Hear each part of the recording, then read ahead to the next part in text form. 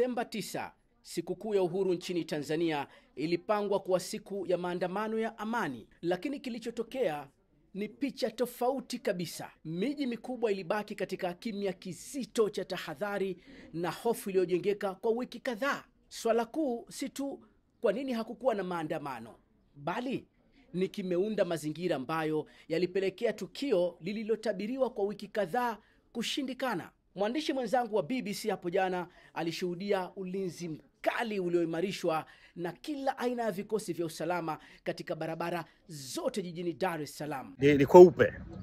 Hali iko hivi, Makonde tumepita hapo, pako hivyo, tulikuwa Goba, tumekuwa Changanyikeni, Mlimani City pale, Ubungo, tumekwenda Kimara, mwisho kabisa paka Kibamba kule, patulivu. Kabla hapo tulikuwa Tabata, kote huko ni patulivu kabisa.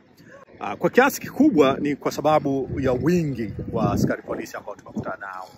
Vizuizi maana yake vipo katika kila hatua chache, labda sehemu zingine hata baada ya hatua 50 tu hivi. Kuna nadharia mbalimbali juu ya kushindwa kwa maandamano hayo. Kwanza, turudi kwenye msingi.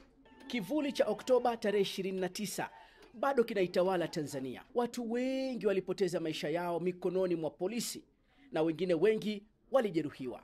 Kulitokea uharibifu mkubwa wa mali na kusitishwa kwa huduma za interneti, usambazaji wa vyakula na bidhaa nyingi za msingi. Sasa kwa Watanzania, wazo la kurudia matukio hayo halikuwa la hamasa, bali jeraha la kikatili lisilotibika.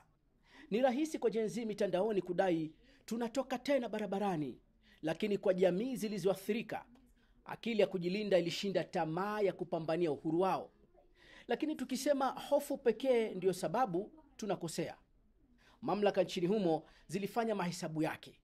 Wiki moja kabla ya Disemba 9, askari wa jeshi la polisi walionekana katika doria isiyo ya kawaida, doria nzito. Kauli ya Rais Samia akitetea hatua zilizochukuliwa Oktoba 29 ilikuwa na athari kwa walengwa wa maandamano. Nguvu inayotumika inaendana na tukio lililopo. Sasa tunapoambiwa kwamba tulitumia nguvu kubwa sana kwenye tukio lile, nguvu ndogo ilikuwa ni ipi? Maelfu ya vijana waliokamatwa baada ya Oktoba 29 ndio wameachiliwa huru juzi tu baada ya msamaha wa Rais Samia. Wazazi wao lakini wanajua uchungu na gharama iliyowakodolea jicho kukabiliwa na shtaka ambalo halina dhamana, na hukumu yake ni kunyongwa hadi kufa. Vijana wengi punde tu walipoachiliwa huru wametangaza kutojihusisha tena na siasa. Mimi sina chama chochote cha siasa na wala sijihusishi na siasa kwa namna yoyote ile. Kushiriki maandamano kunaweza kukugharimu maisha yako, lakini hapa ndipo ukweli mkali zaidi unapojitokeza. Sasa kimya cha Disemba 9 hakimaanishi kwamba watu hawana malalamiko. Kina maana tu kuwa watu hawako tayari kulipa gharama ya kuyasema hadharani bado.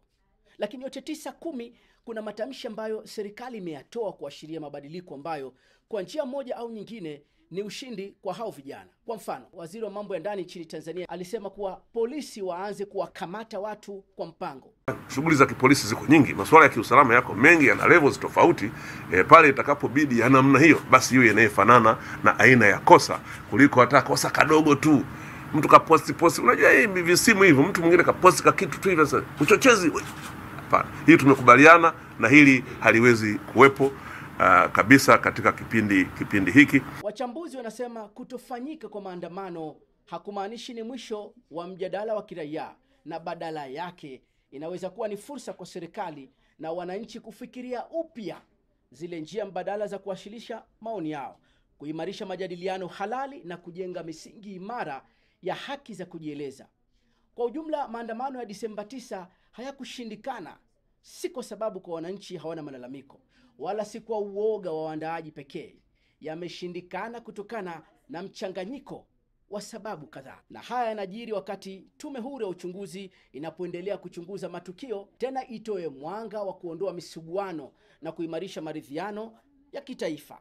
Sasa swali muhimu zaidi ni, je, kutofanyika kwa haya maandamano ni mwisho wa harakati au mwanzo mpya baina ya watawala na vijana?